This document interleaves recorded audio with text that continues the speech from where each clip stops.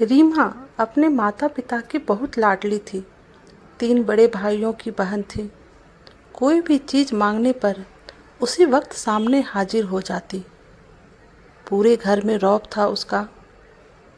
पूरे परिवार और नौकरों पर राजकुमारी की तरह हुक्म चलाती थी। स्कूल में भी पूरा रौब था। बड़े घर की लाडली जो थी वह, ऐसे ही उसने कॉलेज में दाखिला लिया। उसके ठाट बाट, बड़ी गाड़ी में आना जाना, हर दिन नया फैशन देखकर हर कोई उससे दोस्ती करना चाहता था। थोड़े ही दिनों में उसके बहुत से दोस्त बन गए।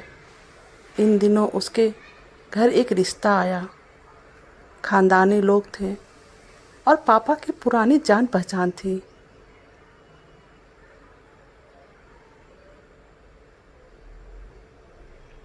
रीमा के साथ कोई ज़बरदस्ती नहीं थी, पर रीमा ने फिर भी हाँ कर दी, क्योंकि वह अपने परिवार से बहुत प्यार करती थी।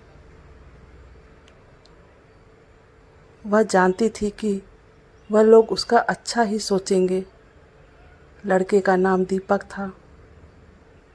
दीपक काफ़ी पढ़ा लिखा और समझदार लड़का था। ससुराल वाले भी बहुत अच्छे थे। ससुराल में रीमा की जगह वैसी ही थी जैसे कि मायके में। कोई भी कार्य रीमा की सलाह के बिना नहीं होता था। सबकी लाडली बहू बन गई थी वह। फिर उसके घर एक बेटे का जन्म हुआ। रीमा ने अपने बेटे का नाम बड़े प्यार से राजा रखा।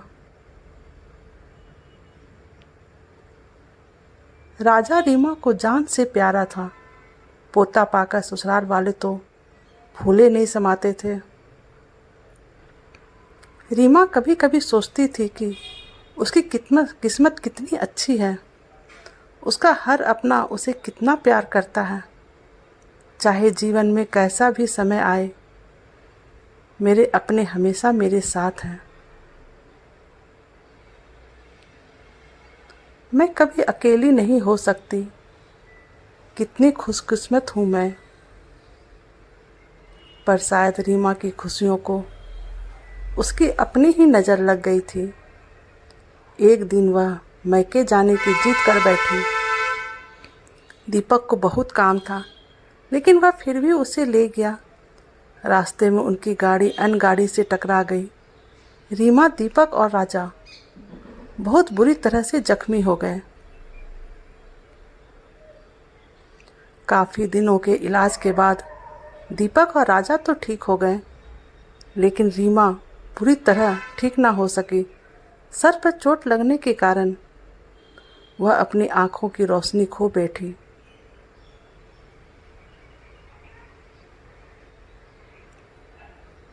अब रीमा की किस्मत जैसे उल्टे पांव चलने लगी। मैके वाले कुछ दिनों तक उसे मिलने आते रहे। फिर कभी कभार फ़ोन ही करके पूछ लेते थे कि अब कैसी हो। धीरे धीरे ये सिलसिला भी कम हो गया। ससुराल वालों की सहानुभूति भी कम होने लगी। घर में किसी को पास बैठने के लिए कहती तो जवाब मिलता, बहुत काम है, अब तुम भी हाथ नहीं बटा सकती। दीपक भी चिड़चिड़ा हो गया था। बस राजा ही था उसके पास साथ, जिसके साथ हंसते खेलते उसका वक्त गुजरता। एक दिन रीमा के हाथ से कुछ सामान गिर गया, जिसकी वजह से राजा को हल्की सी चोट लग गई। रीमा के सास ससुर ने राजा को उससे अलग कर दिया। ये कहीं उसके ना देखने की वजह से बच्चे का कोई नुकसान ना हो जाए।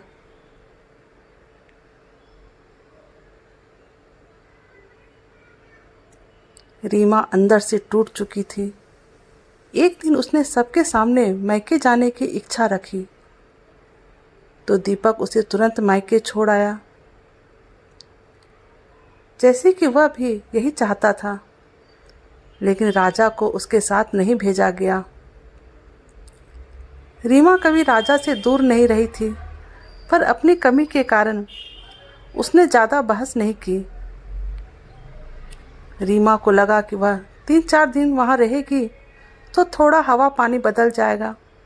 घर वाले भी इतने दिनों बाद उसे देखकर कितने खुश होंगे। रीमा के घर पहुंचने पर सब लोग बहुत खुश हुए। खाने में सब कुछ रीमा की पसंद का ही बना था। उसने अपनी मम्मी पापा और भाई भाभीयों से दिल खोलकर बातें की।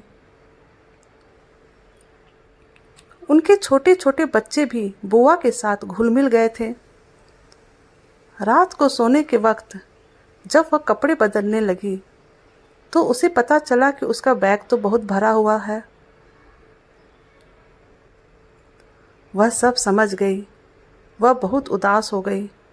कुछ दिनों तक तो सब ठीक रहा। फिर जैसे सब बदलने लगा, सबका व्यवहार बदल रहा था। वह लोग जैसे थक चुके थे। उससे सब लोग घुमा फिरा कर पूछने लगे कि दीपक कब आ रहा है, उसे ले जाने।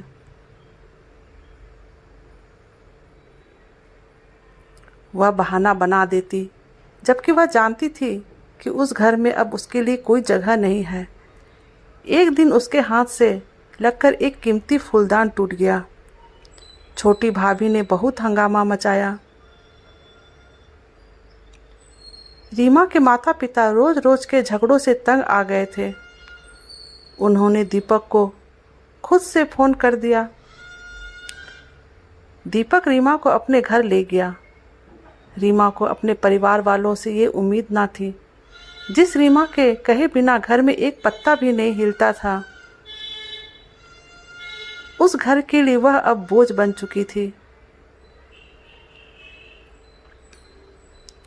दीपक के साथ ससुराल आते वक्त वह बहुत खुश थी, क्योंकि वह अपने घर जा रही थी, अपने जिगर के टुकड़े राजा के पास। परंतु यह खुशी भी कुछ पल ही की थी। सारा बंदोबस्त पहले ही किया हुआ था। रीमा को सीधे ऊपर वाले कमरे में पहुंचा दिया गया। राजा से दूर रहने की सख्त चेतावनी दी गई।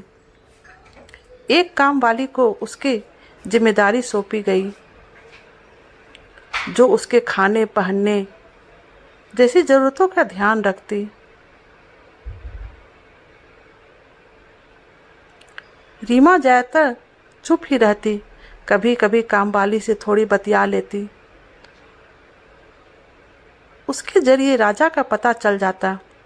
सबकी लाडली बेटी और बहू सबके लिए लाडली से बोझ बन चुकी थी। तो फ्रेंड्स, अगर आपको हमारी स्टोरी पसंद आए तो प्लीज़ चैनल को लाइक और सब्सक्राइब कीजिएगा और बेल आइकन को प्रेस करना बिल्कुल नहीं भूलिएगा। Thank you.